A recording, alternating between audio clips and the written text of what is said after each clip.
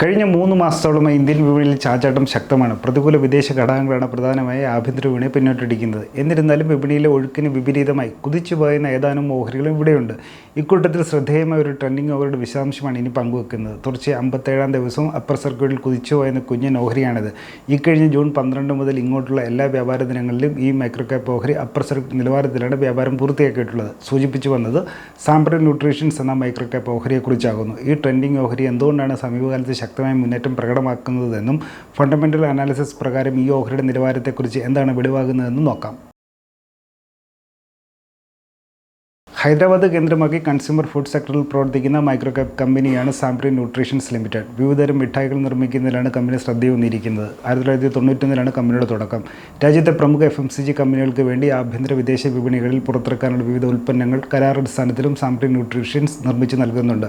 നിലവിൽ 172 കോടി രൂപയാണ് കമ്പനിയുടെ വിപണി മൂല്യം. ഇക്കഴിഞ്ഞ ജൂൺ സാമ്പത്തിക പാദത്തിൽ കമ്പനി നേടിയ സംയോജിത വരുമാനം 10.87 കോടി രൂപയും അറ്റാദായം 71 ലക്ഷം രൂപയും വീതമാകുന്നു. അതേസമയം സാംപ്രി ന്യൂട്രീഷൻസ് ഓഹരിയുടെ അടിസ്ഥാനപരമായ സാമ്പത്തിക ഘടകങ്ങൾ അത്ര ആരോഗ്യകരമായ നിലവാരമല്ല പ്രകടമാക്കുന്നത്. പ്രൊമോട്ടറിൻ്റെ കൈവശം 12.11% ഓഹരികളെ ഉള്ളൂ എന്നതും ശ്രദ്ധിക്കുക. BSEയിൽ മാത്രമാണ് സാംപ്രി ന്യൂട്രീഷൻസ് ഓഹരികൾ ലിസ്റ്റ് ചെയ്തിട്ടുള്ളത്.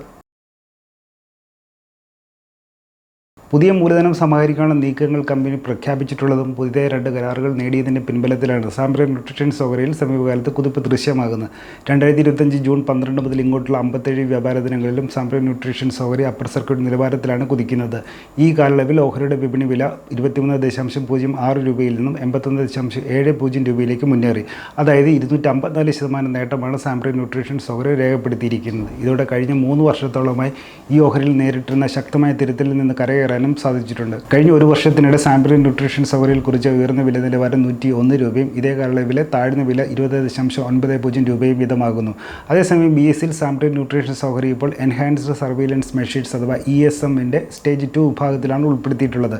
താരതമ്യേന ഉയർന്ന ചാഞ്ചാട്ടം രേഖപ്പെടുത്തുന്ന ഓഹരികളെയാണ് ESM സ്റ്റേജ് 2 എന്ന നിയന്ത്രണത്തിന് കീഴിലേക്ക് സ്റ്റോക്ക് എക്സ്ചേഞ്ച് കൊണ്ടുവരുന്നത്. ട്രേഡ് ടു ട്രേഡ് സെറ്റിൽമെൻറ്റ് സംവിധാനത്തിൽ ഒരു ദിവസം പരമാവധി 2% വരെ വില വ്യതിയാനമാകും ഇത്തരം ഓഹരികളിൽ സ്റ്റോക്ക് എക്സ്ചേഞ്ച് അനുവദിക്കാറുള്ളത് എന്നതും ശ്രദ്ധിക്കുക.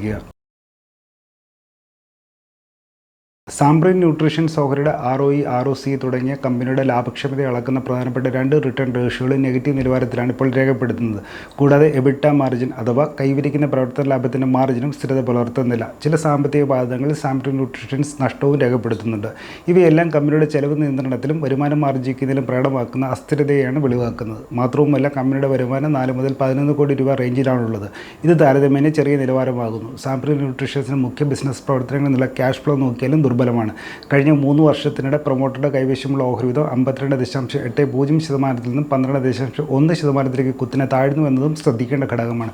ചുരുക്കത്തിൽ ലാഭക്ഷമതയില്ലാത്തതിനാൽ വാല്യൂ ഇൻവെസ്റ്റിംഗ് എന്ന നിലയിലും വരുമാന വളർച്ച ശക്തമല്ലാത്തതിനാൽ ഗ്രോത്ത് ഇൻവെസ്റ്റിംഗ് എന്ന നിലയിലും അഭികാമ്യമായ അവസരമല്ല സാംപ്രി ന്യൂട്രീഷൻസ് ഓഹരിയിൽ ഉള്ളതെന്നാണ് ഫണ്ടമെൻ്റൽ അനാലിസിസ് എന്നുള്ള അഭിപ്രായമായി അനലിസ്റ്റുകളും രേഖപ്പെടുത്തുന്നത്. മേൽ സൂചിപ്പിച്ച സാംപ്രി ന്യൂട്രീഷൻസ് ഓഹരിയുമായി ബന്ധപ്പെട്ട് വരും പഠനാവശ്യത്വം പങ്കുവച്ചാണ്. ഇത് നിക്ഷേപ സംബന്ധമായ തീരുമാനം എടുക്കുന്നതിനായുള്ള ഉപദേശവും നിർദ്ദേശവുമല്ല. ഓഹരി വിപണിയിലെ നിക്ഷേപം ലാഭനഷ്ട സാധ്യതകൾക്ക് വിധേയമാണ്. ഓഹരിയിൽ നിക്ഷേപിക്കുന്നതിന് മുമ്പ് സ്വന്തം നിലയിൽ കൂടുതൽ പഠനം നടത്തുകയോ അല്ലെങ്കിൽ സെബി അംഗീകൃത സാമ്പത്തികരുടെ സേവനം തേടുകയോ നിങ്ങൾക്ക് ചെയ്യാവുന്നതാണ്. കൂടുതൽ വാർത്തകളും വിശേഷങ്ങളും ET ഫോളോ സബ്സ്ക്രൈബ് ചെയ്യുക. മറ്റു വിഷയമായി വീണ്ടും കാണാം.